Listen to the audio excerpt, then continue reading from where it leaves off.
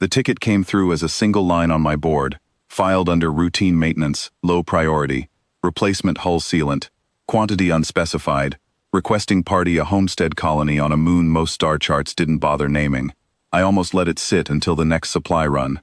Then I read the coordinates twice and realized we were already in the system. 3 days out on a patrol loop, nobody important had asked us to run early. I'm Dara Voss, chief engineer aboard the relief corvette Wren's Reach, and I want to tell you what one line on a maintenance board turned into, because I still don't entirely believe it myself. The colony called itself Halburn's Rest. 40 adults, 60-some children, a scatter of greenhouse domes stitched together with patched alloy and hope, home to the Sorelkin, moss-toned, quiet-voiced settlers who grow rather than build, whose skin darkens toward green in strong light the way ours reddens.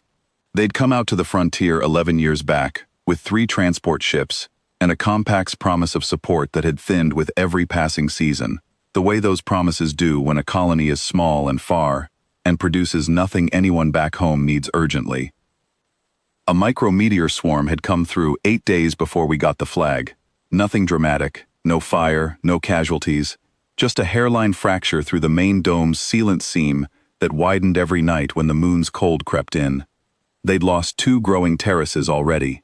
The compact's aid office had logged the request, assigned it the lowest routing tier, and moved on to whatever mattered more that week. That's the part that took me longest to understand, going through the manifest history afterward. Halburn's Rest wasn't unlucky or overlooked by accident.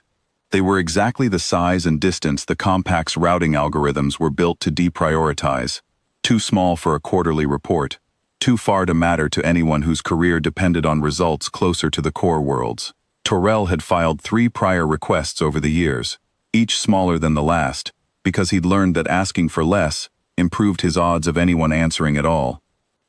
Our supply officer, a lean, unhurried man named Kessler who'd been doing this job longer than I'd been in uniform, told me the flag crossed his desk almost by accident, a routine cross-check that happened to catch the colony's terrace loss figures sitting beside a repair request that didn't account for them at all. He sat with it the better part of an hour before he brought it to the captain, not because he doubted what he was seeing, but because he wanted to be sure he wasn't overreaching on someone else's behalf.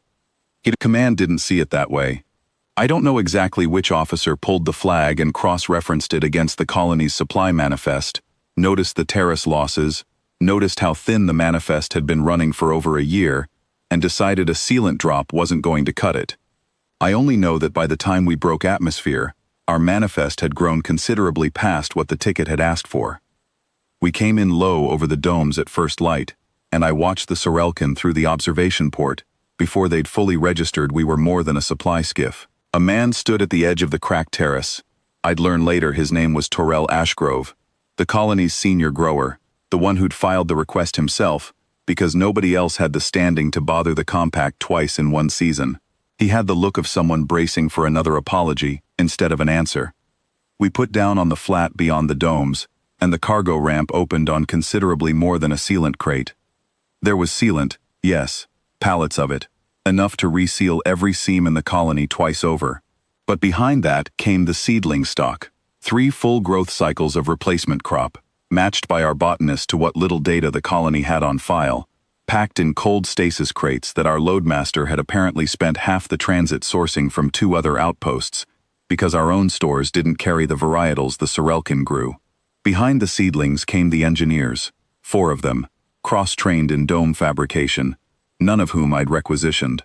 And behind the engineers, visible through the open ramp against the pale sky, came the escort wing, 2 patrol skiffs peeling off from high orbit to hold position over the colony, because whoever had approved this had also pulled the radar advisories for that sector and didn't like what a defenseless dome cluster looked like on an open frontier. Torell Ashgrove walked the length of that ramp slowly, like a man counting something he didn't trust himself to count right the first time. He stopped in front of the sealant pallets, then the seedling crates, then looked up at the skiff's holding station overhead, and he said, quietly, more to himself than to me, "We asked for sealant." "You did," I said. "This is not sealant." "No," I said. "It's not." He didn't ask why. I think he already knew the answer wouldn't make sense to him, even if I gave it. And honestly, standing there with a manifest 3 times the length of the original ticket, I wasn't sure it made complete sense to me either. I'd flown enough of these routes to know relief crews stretch a budget where they can, and call it a day. I had never seen one rewrite the whole shape of the request. What I did know, watching him, was that the colony had stopped expecting anyone to notice them at all. You could see it in the way the children gathered at a careful distance, not rushing the crates, waiting to be told it was real. You could see it in the way the growers who came out behind Terrell kept touching the seedling crates, like the plants inside might not survive being wanted this badly. We spent the better part of 4 days there. My crew resealed the dome seams and reinforced 2 more that hadn't cracked yet, but were close.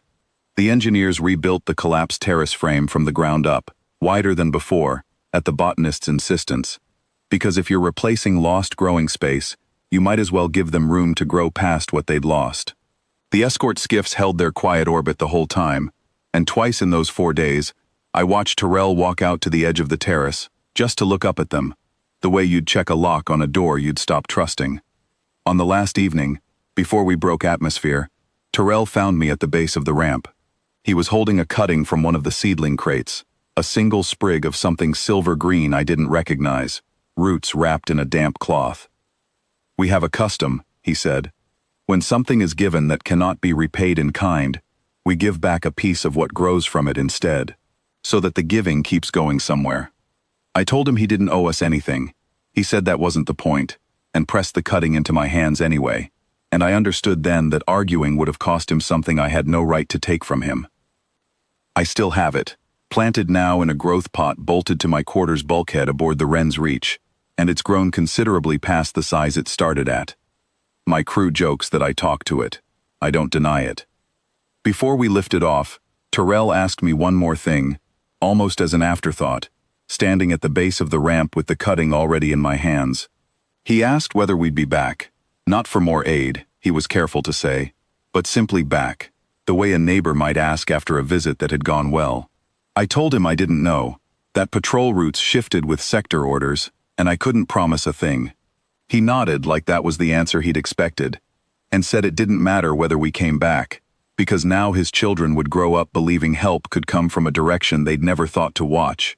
And that belief, once planted, tended to outlast the people who planted it. Command never explained why one line on a maintenance board became a full relief mission, and nobody who signed off on it seemed to think an explanation was owed. That's the part I keep turning over, weeks later, back on routine patrol with nothing to show for the detour but a growth pot and a lighter cargo manifest. We didn't come because Halbern's Rest asked loudly enough, or because their patron finally noticed them. We came because somebody read a request for sealant, looked at everything around it that hadn't been asked for, and decided the honest answer to a small plea didn't have to match its size. I've flown a dozen routine drops since, and none have felt quite the same. I catch myself reading the manifests behind the tickets now, the way Kessler taught me without meaning to, looking for the gap between what's asked and what's needed. I don't always find one, but when I do, I understand exactly what it's worth to close it. I hear the colony still tells it that way to their children, not as a story about sealant, but as the day the sky answered a question nobody thought worth asking twice, and answered it with rather more than anyone had the nerve to hope for. I wasn't there for that telling, but I like to think the cutting on my wall heard it first, the way growing things sometimes seem to know a thing before you've said it aloud.